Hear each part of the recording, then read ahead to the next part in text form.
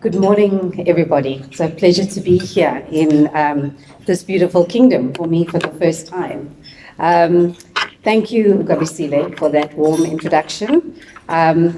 Greetings to our Prime Minister, His Excellency. I know the Deputy Prime Minister, I believe, is on his way. To Dr. Dlamini, the patron of Number 43 Foundation. To the families, the Sobukwe family, the Biko family, and the Gugu Mashlango family, and of course to our host, the Masilela family. Special greetings, and to my fellow business leaders that I see some many familiar faces in the room, colleagues from around different industries as well as the financial, our inspiring youth. It's great to see the young faces bringing down the average age in the room. We need that. Good morning. It's really a great pleasure and an absolute honor to be given this opportunity to engage with you all this morning. And at the outset, I really do want to thank my brother Ilyas Masilela for assuring me that my voice was welcome and relevant at this most important gathering and weekend. The topic of this weekend is continuing from 2 years ago, which is culture and freedom. And so I want to start with reading a verse of a story that was written by an exiled Haitian writer. His name is Danny Laferriere. And it goes, it's just a short verse. It goes, "We are born somewhere. If we can, we take the road to see the world, as they say. Spend years out there sometime, but in the end, we return to the point of our departure." The beauty about art, as we know, which we'll celebrate this weekend, about poetry, is that it can evoke completely different meanings to whoever the reader is. And for me, this little short excerpt speaks about many things. We are born. So it speaks about one's genesis, somewhere, your roots. We are born somewhere, identity. If we can, speaks about opportunity, courage, freedom, and permission, if we can. We take the road, a journey, to see the world. Openness, open-mindedness, vision. We spend years out there sometime, time and commitments.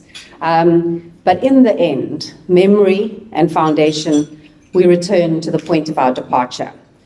So that's home, that's our core, that's one's genesis. And so as I agitate this morning, I see myself here just as a vessel to open up maybe a thinking space, a conversation space, for us all to maybe consider these just very foundational aspects of life, of living, and of business in the context of culture and freedom. I'm acutely aware that if I was standing here, 2 years ago, and we didn't have this pandemic, perhaps my conversation would have been quite different in our conversation this morning. But I'm standing here today in June 2022, and we physically emerge out of something that's nothing short of perhaps one of the most physically, emotionally, and financially tumultuous 2.5 years of a pandemic. And in fact, it's almost transitioned into a completely accepted way of life. Our masks, our sanitizers, our vaccinations, it's just what it is.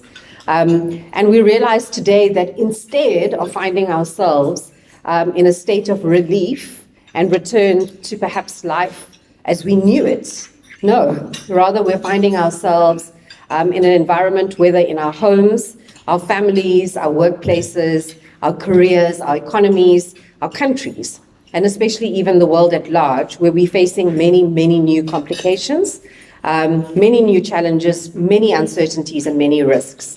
I would actually even suggest quite boldly and maybe dramatically that we could even be seen to be at a crossroad. It's an economic crossroad, social, political, environmental, definitely technological, a moral crossroad, a cultural crossroad, and definitely a psychological crossroad. And I think the point about a crossroad is that there's a risk, in that the risk comes from which direction we're going to decide to take on all of those fronts separately, and then how those fronts intersect, and then how they all add up. And I think the important thing is that as we sit here today, these crossroads we face in multiple ways, whether we're citizens, whether we're taxpayers, whether we are parents, whether we are business owners, whether we're leaders, whether we are employees, whether we are school children. We are facing these crossroads with multiple hats on.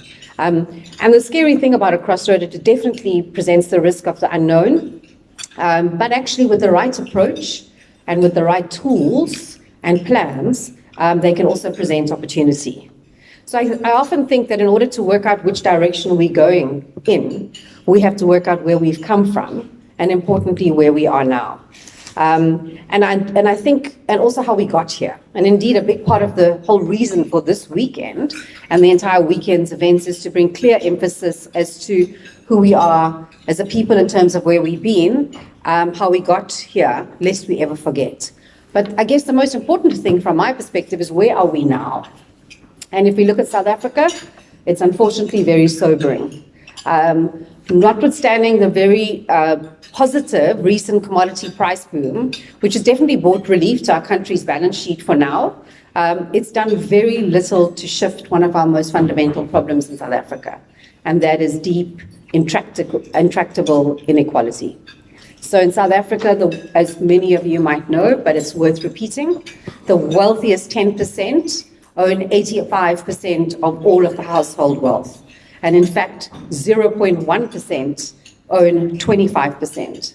The even more sobering statistic is the wealthiest 3,500 people in South Africa own more than the poorest 32 million. The unemployment in South Africa, as we know, is incredibly high. 4 out of 10 South Africans are unemployed. It's even worse if you're under 24. It's 6 out of 10. And that is incredibly chilling. Unfortunately, for our brothers here in Eswatini and our sisters, there's a similar fate to us as South Africans in terms of a high rate of inequality and poverty. The harsh reality for us, in both countries, is that we actually entered the COVID war already wounded. And therefore, while we're recovering post this COVID pandemic, neither country, I think, has any delusions that we can simply overcome the setbacks that we have endured. In addition, I think both our countries are very vulnerable to the current realities of literally today. We all know, if we filled up our cars with petrol, that the international issues of inflation are seriously building up and reflecting the impact of the oil and food prices and many other supply shortages from the Russia-Ukraine war, from the effects of the protracted COVID lockdown in China and how that's affected supply chains. And these pressures are already placing extremely weakened consumers under pressure. At the same time, we can see these inflationary shocks are changing the cost of money around the world. And so interest rates are now rising for the first time in many developed countries, and this is reverberating, particularly to markets like ours, devastating emerging markets in terms of struggling to attract meaningful foreign direct investment, given this almost risk-off. If you think of the investment we need to focus on some of the critical areas like infrastructure spending, coordinated spending on roads, on the movement of goods, 4IR, the United Nations says that frontier technologies are going to be a source of 10 times more growth. That technology is the biggest source of growth and has to be for all countries, including emerging markets. Where and how do we fund these investments? Sadly, for me, another area that we don't spend a lot of time talking about as a community is how the pandemic has especially affected women entrepreneurs.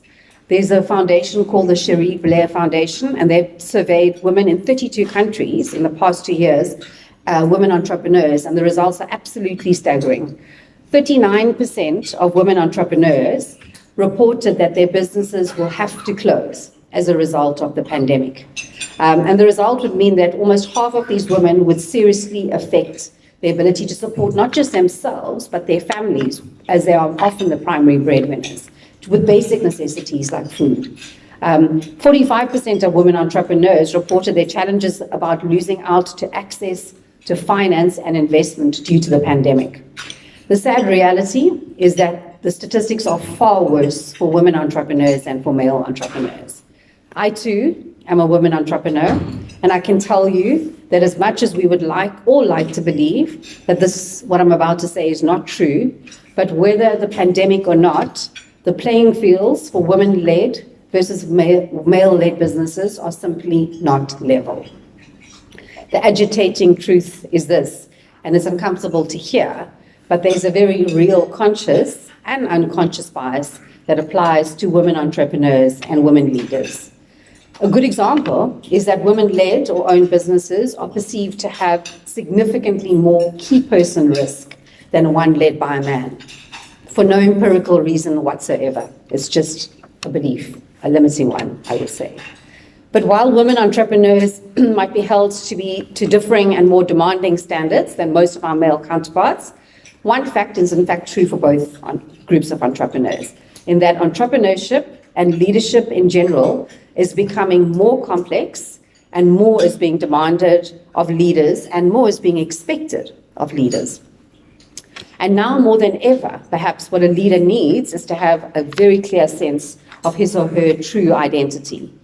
In our very own investment firm that Gabisile has mentioned, Perpetua, we recently sat down as a leadership team to truly understand our individual leadership identities, but more than that, the identity of our business. And we had to answer a few questions, and in so doing, the questions we had to answer were, who are we? Who are we not? Who are we that we no longer wish to be? And the only way one can understand how to grow is to understand who your current identity is. How do you know which fork in the road at the crossroads do you take? And so in the interest of authenticity this morning and sharing, here are some of the answers that we came to as a firm. Who are we? And these are just a few. We said we are purpose-driven, we are hardworking, we are values-based, we have a growth mindset, we're a diverse, inclusive firm, and we are caring. Who are we not? And this was easy. We are not unethical, we are not arrogant, we are not disrespectful, we are not disconnected from our clients, and we are not lazy or complacent. But then the trickiest question of all, who are we that we no longer wish to be? And that's the question that requires the most honesty. Here are some of our answers. We no longer wish to be afraid of failure. We no longer wish to be slow on execution. We no longer wish to be bureaucratic or indecisive. And so as I agitate for us all to hear today here is whether in our personal capacities, in our leadership roles, in our spheres of influence, who are you that you no longer wish to be? And if you struggle to find the answer to that question, I would say your best guide are your values, which brings us to the notion of culture as well. So what are values? And values, they say, are the core fundamental principles that should direct the standards of anyone's behavior, any group's behavior, any culture, any country's behavior. The most common values that if I had to go around the room to each table and say, what are your values? The ones that would come up the most are the value of integrity and the value of honesty. I do the right thing and I do what I say I'm going to do. The value of courage. I do the difficult thing even when I'm scared to fail. The value of justice and equity, the value of care and accountability, the value of hospitality, the value of humanity, and the value of love. But the most important thing about values is, some of the biggest corporate failures in the world had all their values written on walls at their reception as you walked in. Enron, Steinhoff, I'm sure as well. But the most important thing about them is that they're not meant to be written on a wall, they're meant to be lived every single day. And that's often the challenge. We can pick and choose, we just can't actually pick and choose when we will all live by our values and when we won't, based on when it's most suitable to live by those values, or most convenient, or perhaps when it will be best for business. For the past 24 years, I've been working directly in the investment industry. And when people ask industry participants, and I see some of my colleagues here today, many of them, what business are you in? We all say, well, we are investment managers. We are in the business of wealth creation. We say we are in the business of growing the hard-earned savings of our clients. We say we're in the business of delivering positive risk-adjusted performance. And while this is all technically true, the underlying question is, what business are you really in? And the answer is this: we're in the business of trust. And this is true for almost all relationships, actually, whether the relationship is between government and its country citizens, whether the relationship is between government and business, whether it's between business and its clients, whether it's between owners and management, between management and staff, the basis is trust. One could contend that one of the key contributors to the current crossroads we find ourselves in all spheres is undoubtedly due to the deficit of trust.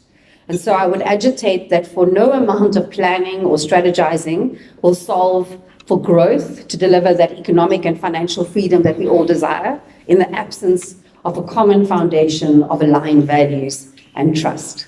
So where does it all add up? It adds up in culture. It's said that the three most important ingredients to a strong culture are this: purpose, trust, and values. This isn't a secret formula, actually. It's about action, it's about accountability, and it's about clarity of focus. It's about knowing and accepting who you are, no longer being who you don't want to be, identifying your core values, and then, most importantly, committing to living by those values and then actually doing so. Ilyas, earlier this year, was interviewed on a great YouTube interview, and the interviewer asked Ilyas, Ilyas, I've read your CV, but tell us in your own words, who are you? And Ilyas replied, who's your core? That was the question. And Ilyas replied, often one's core is not you, it's not that CV, it's not how you described. The core are the people that make you. And what I heard too was that Ilyas was actually saying that who we are is actually when our culture truly weaves through.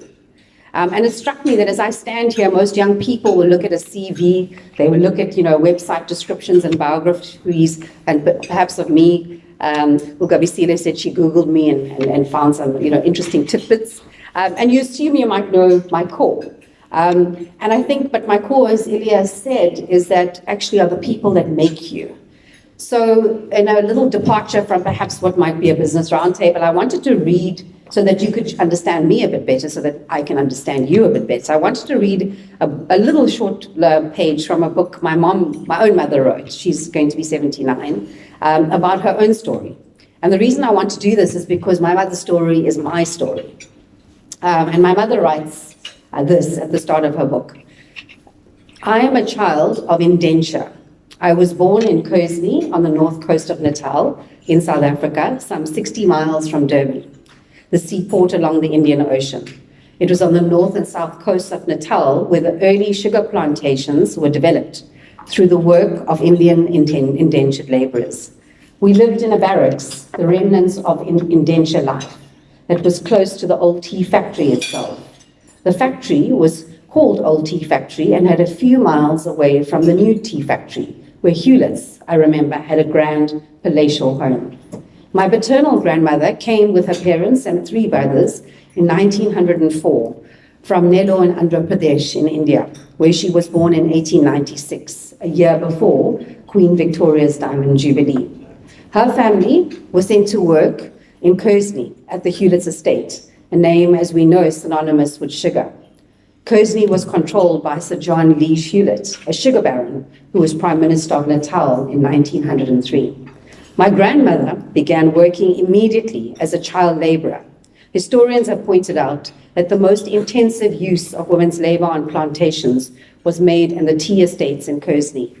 Young women were seen to be particularly suited for this job, as they were considered to have small fingers. My mother told me that my grandmother worked for a shilling a month. She didn't receive any formal education, but she learned to read the land. When she moved to work in the nearby mill, her work included scaling and packing the tea that was brought by ox wagon from the outlying fields. The bags were hoisted up to the second floor of the mill where they were spread out to dry. My grandmother's job involved turning the leaves on the shelves lined with hessian and then packing them for transportation by locomotive to Stanger, which was 6 miles away. It was then transported to Durban, where the ships took the cargo to India. In India, the leaves were processed and blended into Ceylon tea and then exported to all parts of the world. My grandmother was thus a small participant in the larger capitalist enterprise for the mother country, Great Britain. If you went to Kersney today, you will see the ruins of the old tea factory where my grandmother, which was my mother's grandmother, worked. My grandmother never went back to India, living in a state of familiar temporariness, as V.S. Naipaul says, and she became part of the large company of permanent sojourners in South Africa, the land of her adoption. Indeed, up to the time she died in 1948, she never knew the rights of a citizen, nor did her daughter, my mother, which would be my grandmother, in the very land of her birth. And I'll pause there. So even though this is a business roundtable, I'm very aware, I wanted to share with you this personal excerpt from my mother's story, as I believe it is no coincidence that 4 generations later, I stand here woven together with a fighting spirit, a belief in the value of my own economic and entrepreneurial freedom, no matter its challenges as a woman leader, and an understanding that a strong culture is that golden thread that enables me to navigate the most important decisions I will ever face. So every day we face crossroads in our lives, and for the young people in the room, you will have many crossroads ahead of you. There will be many ethical dilemmas. And here I don't mean the obvious right and wrong, but the many, many shades of gray areas that you will face continuously. There will be decisions over jobs, there will be decisions over employers, there will be decisions over clients, there will be decisions over life partners, there will be decisions over choices about loyalty, about commitment, and about conflicts of interests. It's at each of these times the best tool in your toolkit will be your values, your culture, and your core, and not ever your needs or your wants. There is a saying that goes that human beings will unfortunately always violate our values to meet our needs, which is why our values must be lived daily for them to become our default and not our needs. And so while many times in life we don't choose what happens to us, we didn't choose COVID, we didn't choose the real devastation that's happened over multi-decades, but we are always empowered to choose how we react. And when we say we have that choice, we should choose our values as an anchor. For if we are to stay true to the spirit of Magogoism, and indeed the spirit of Umagogo, of giving and of sharing selflessly, of being courageous, of being principled, of staying true to one's identity and calling, of being open-hearted and generous, even with little, of sharing, of not centering all one's decisions around one's own interests. If we choose these parts always, my sense is dealing with crossroads now, whether as a country, whether as business people, and whether as individuals, will now almost always seem like an opportunity for growth and not a risk of loss. So I started with a poem, a little verse, and I wanted to end with one. It's from a poet, Derek Walcott, and the last verse is this: "The time will come when, with elation, you will greet yourself arriving at your own front door, in your own mirror, and each will smile at each other's welcome. You will love again the stranger who was yourself." I thank you.